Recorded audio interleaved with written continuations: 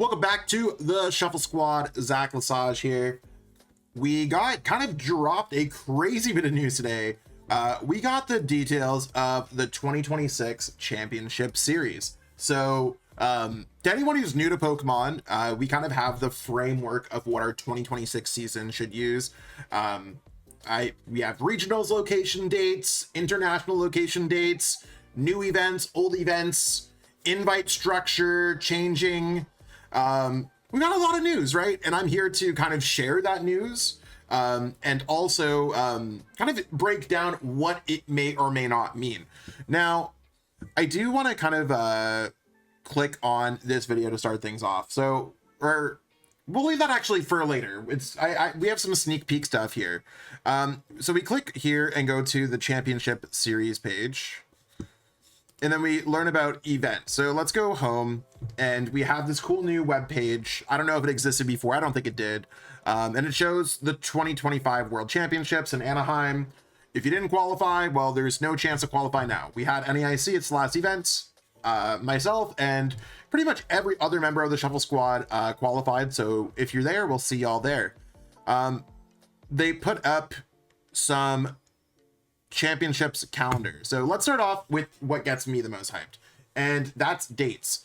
So we'll click here and you can see that they put up some regionals. So you can kind of filter it by region. The regions are not as region as you want. Like Monterey is technically in North America, but to Pokemon's rating zone, which is South America, since our rating zone is US and Canada, the way that they put it is interesting, right? So either way, we can kind of see what's going on here. We have Frankfurt regionals, Monterey regionals. They're on the same weekends. So whether you're Europe, North American, South American based, you might make some decisions there. We see Pittsburgh regionals and we see Milwaukee regionals. We see Belo Horizonte regionals. And I'm sorry if I butcher any of these names. We got Lille, Donsk, Las Vegas. Las Vegas is cool. That's a new regionals location. Lille was a regionals last year. Pittsburgh we've previously had. Monterey we previously had. I think we've had Frankfurt. I think we might have had Belo Horizonte. Buenos Aires again. Stuttgart. We have LAIC information for the Latin American International Championships. Merida is returning. Birmingham, we do get the return of the Auckland Special Championships. So New Zealand hasn't had some events in a while. I'm really excited for my friends in the Oceania region. That's awesome. I'd love to go there. But I think what I'm going to be doing is I'm going to probably be playing in Merida. I've wanted to go last year. It fell over my birthday. This year, I think I'm going to find a way to get to Mexico for that event. Really love Mexico in general. The Pokemon community, it's awesome. Santiago gets a returning regionals. We see EUICs in London again. We see that there's another Seville special event. We got a new regionals location in Querétaro. I hope I'm not butchering that. Someone let me know in the chat. That's really exciting to see exactly what's going to be coming up there. Utrecht is now a regionals, so going from a special event to a regionals. Lima's later in the season, and then we have the North American International Championships in New Orleans again. It's been rumored that it's a 3-year kind of thing, so I wouldn't be surprised if we saw New Orleans in a different location, but there's more details to come. This is partial of the season. Now, kind of getting back to where I was about, there was a video that was posted when it comes down to these events, and it was to hype up the season, kind of announcing some of the things. Now, there was some dots on there that represents the regionals, and they line up with the regionals we also have on here, at least for like North America, right? So if I had a hunch, and I'm not trying to ruin anyone's like surprise, so insert spoiler alerts. All of this is a rumor so far, like nothing's been officially announced, but it looks like we have something in the Toronto, Canada region, the Vancouver BC, like Canada region as well for regionals. So those are typical regionals that we have every single year. It looks like there is a Texas-based regionals. Now, it's probably San Antonio, as it has been the past few seasons. Would not be surprising. Looks like there's a either Los Angeles, SoCal kind of regionals that have it. So in terms of like our West regionals, we're going to be having Vancouver, somewhere in Southern California, so like Los Angeles, San Diego, and then Las Vegas. It brings us to, it looks like it's somewhere in Texas. Milwaukee is confirmed, and Texas is probably San Antonio, but it could be somewhere else. We have the Milwaukee, and we have the other one looks like it's Indianapolis, based off of the dot on the map. So I think kind of that makes sense based off previous regionals locations. And then we have Pittsburgh confirmed for the East, Toronto, which is usually a mainstay. And the last one looks like it's likely Florida. Now, I know that's brought up some kind of discussion on should we be having events in Florida based off people's political stances.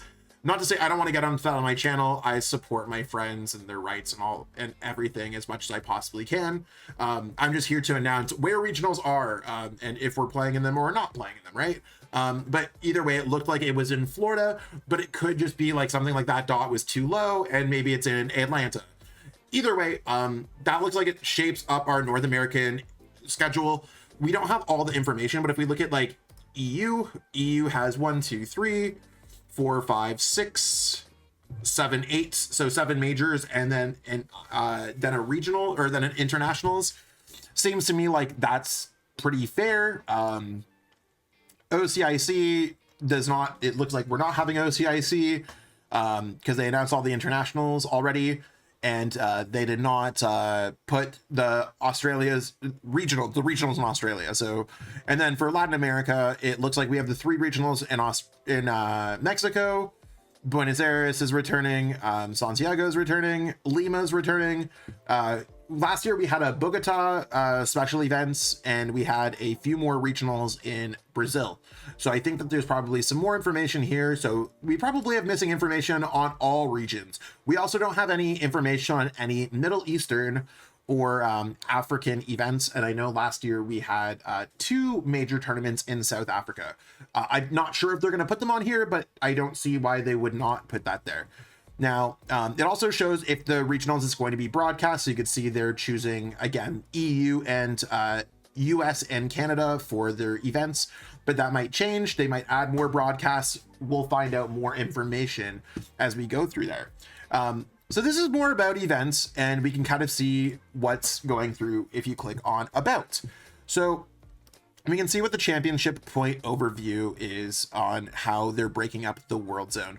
Now, this, like, you could check for VGC, Go, Unite's having its own system.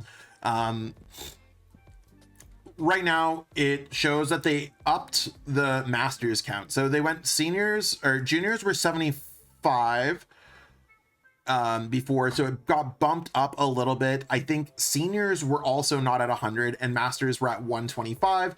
So overall, it looks like we're inviting a little bit more players for Worlds. I don't necessarily have the chart for last year, but for me, being a North American Master or US and Canadian Master, we went from 125 invites plus the auto day 2s, and then moving that into 135. So if we have any numbers that are similar to what we have, we can probably just see that it's going to be the top 150 or so players.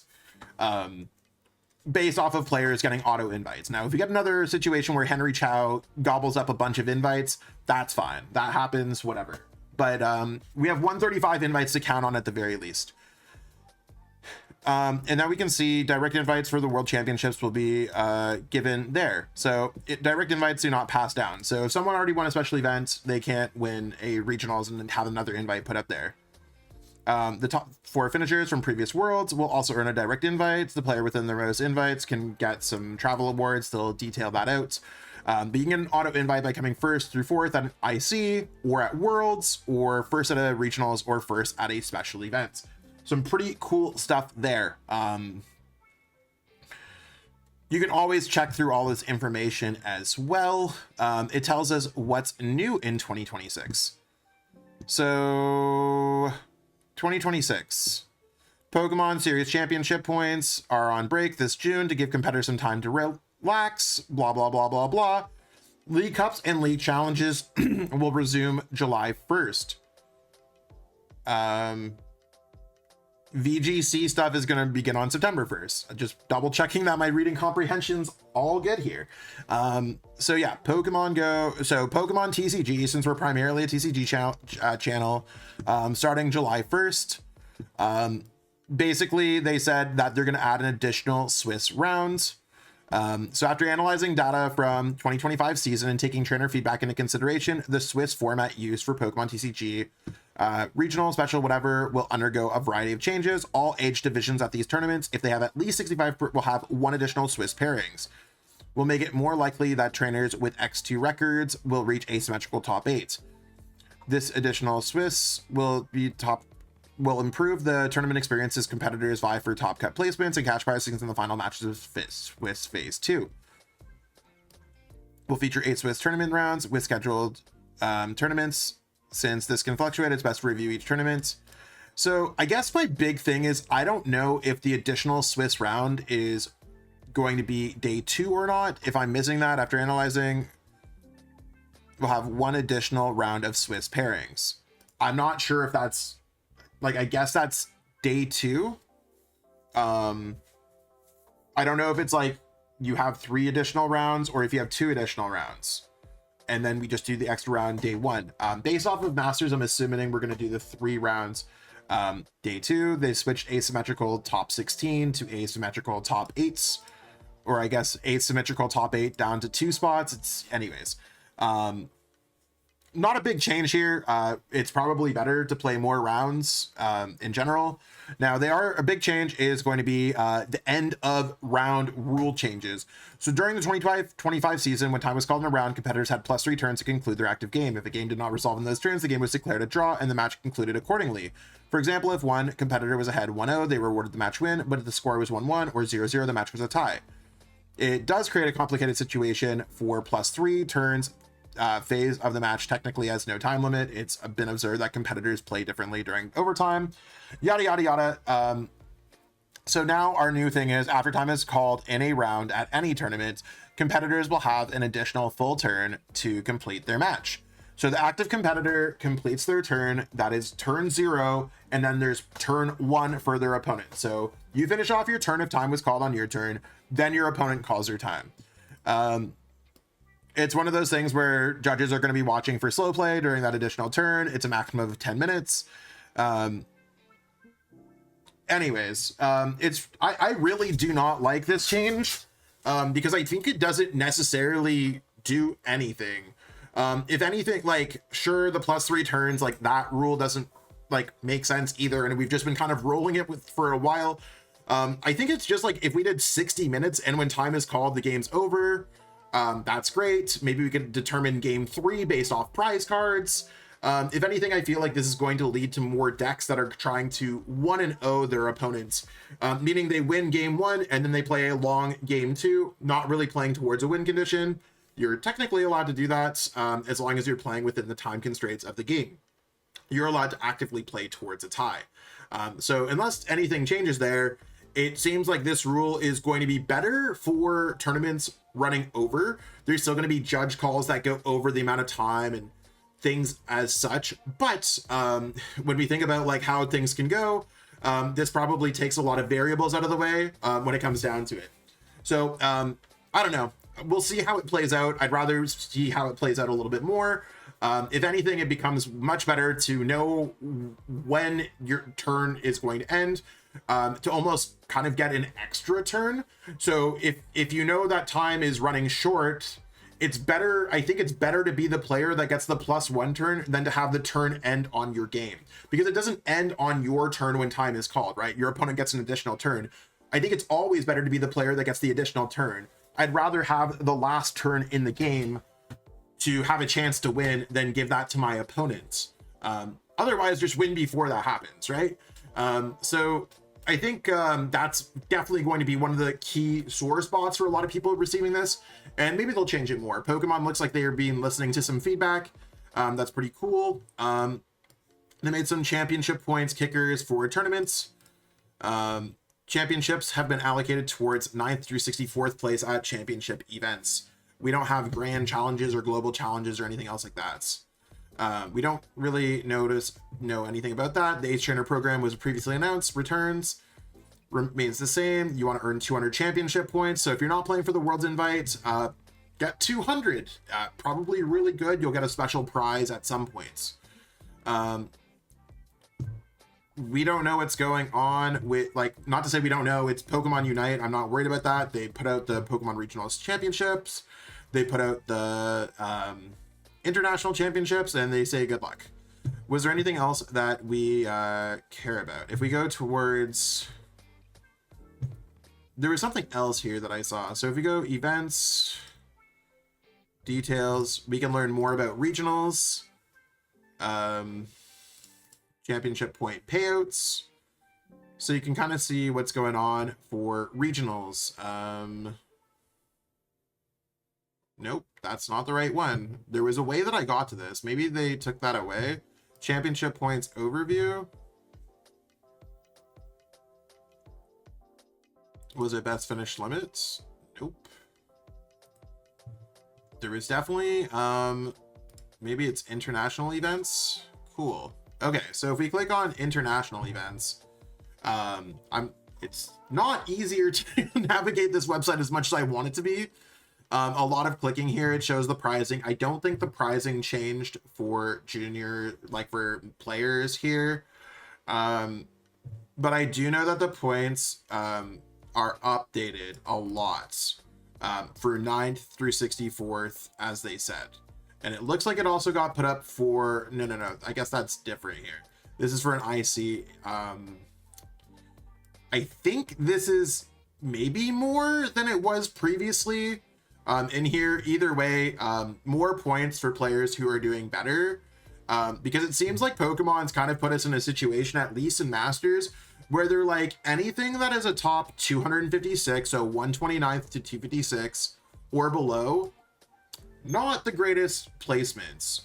I mean, at ICs, it's pretty good at 80 or 100 CP, but it's shared with everything. So when in doubt, you're probably not getting a World Championship invite by making top 1024 at ICs.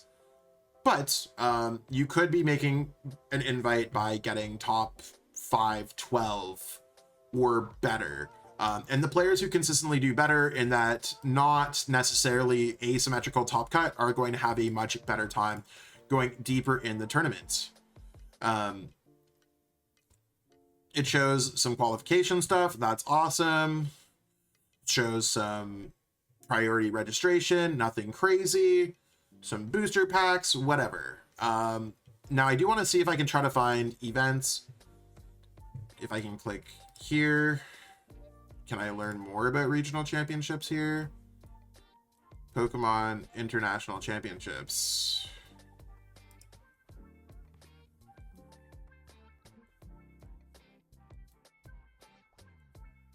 Regional championships and special championships. Cool. We found it.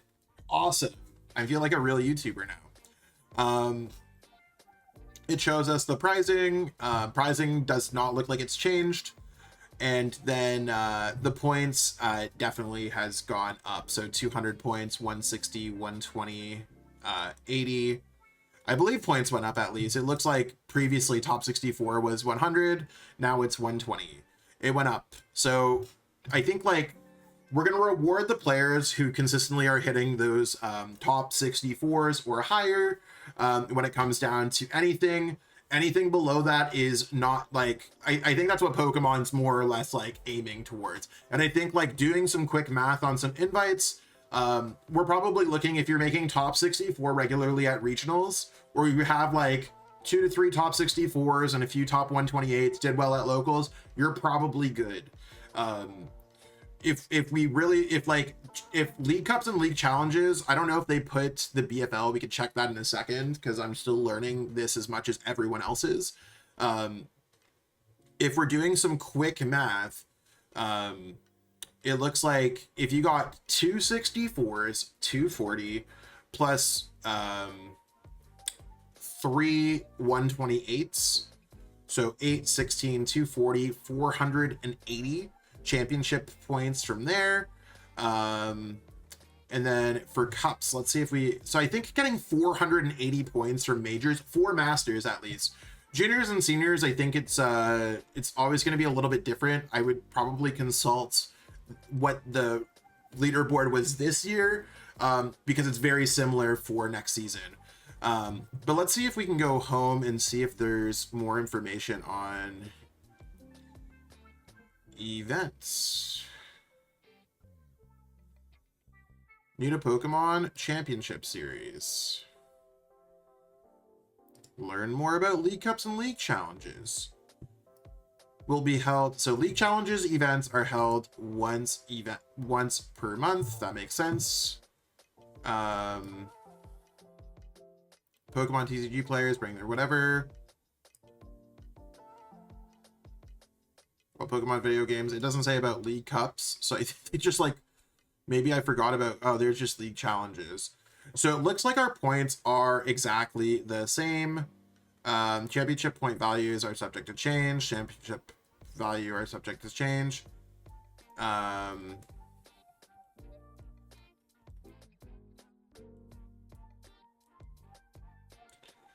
don't know if we have this here. Championship points award. The BFL for both league challenges is for each. They do not share a BFL. Note that championship points are not shared from game to game. CP earned in TCG do not apply to Pokemon Go.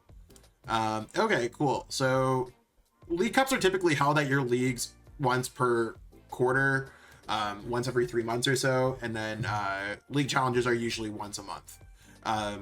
Looks like our points have remained the same. 15 times 4 is 60, and then 50 times 4 is 260. So to me, it looks like if you were to get 480 major points plus 200 points, that's 6. Is that what I said? 480, 680. I think we're in the 740 range. 740-ish seems fair for having a pretty clear-cut invite. Things can obviously change as competition knows kind of how the game works in these top X systems. But if you wanted to know where your invite would be, we're very similar to last season in terms of results. I don't think it's necessarily going to see a net change. If anything, I think the new championship point bar is around 700 championship points. That's the danger area. But you could get it from anywhere between, I think like 680 to 720 is that bar. And that's the scary place to be in. You could be 680 and get your invite. You could be 680 and miss your invite. There's a lot to discuss here, right? And I think like I'm going to leave it open to the comments to ask any questions you may or may not have. Totally love to answer any questions you have. If you're trying to up your game, I do offer coaching as well. So whether you're preparing for any of these League Cups, League Challenges that are starting in the next week, or you're preparing for one of these tournaments, would love to help you on your way. Other than that, I'm here to provide free content for all y'all. So be sure to stay tuned and check it out. This website's pretty cool. Maybe it's a little bit better after I've learned a little bit more about it. I think there's some cool stuff on this website. I think they did really cool. I think they did a really good job. I'm hoping they add some more events. I don't know why they didn't share the other 6 NA regionals, even though they put them on the dots on the map. These are questions that I can't answer. But either way, I hope that this video was informative, that you learned a thing or two. And again, any questions you got, let me know in the comments. Much love. Peace out. Have a great one.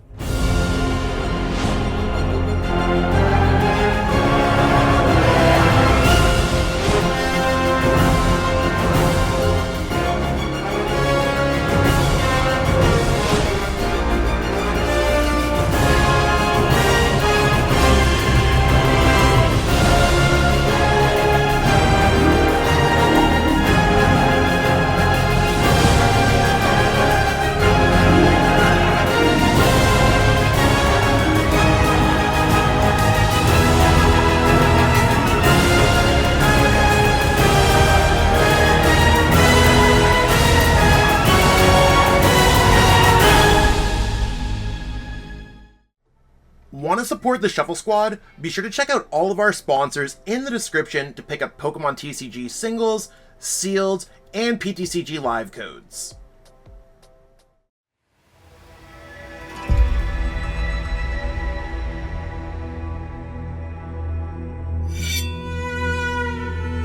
旅の始まりは常に道への一歩である。それは闇へと続く。初めの一歩を踏み出すには勇気がいる。そして旅の終わりには旅を始めた時の自分とは別人になっているかもしれない。旅に出よう。物語の次の章がお主を待っている。将軍の道を歩め。侍の箱とともに。アルティメットガードが送る冒険の第一章。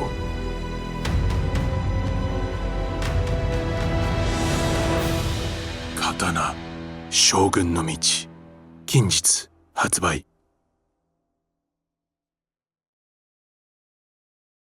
Thank you so much for watching this video. I hope that you enjoyed the content that we have today, and maybe you'll click on one of these other videos, enjoy those videos too. If you haven't already, give this video a like, subscribe to the channel, and let us know in the comments what video you want to watch next. Until next time, we'll catch up with all y'all later. Have yourself a great day.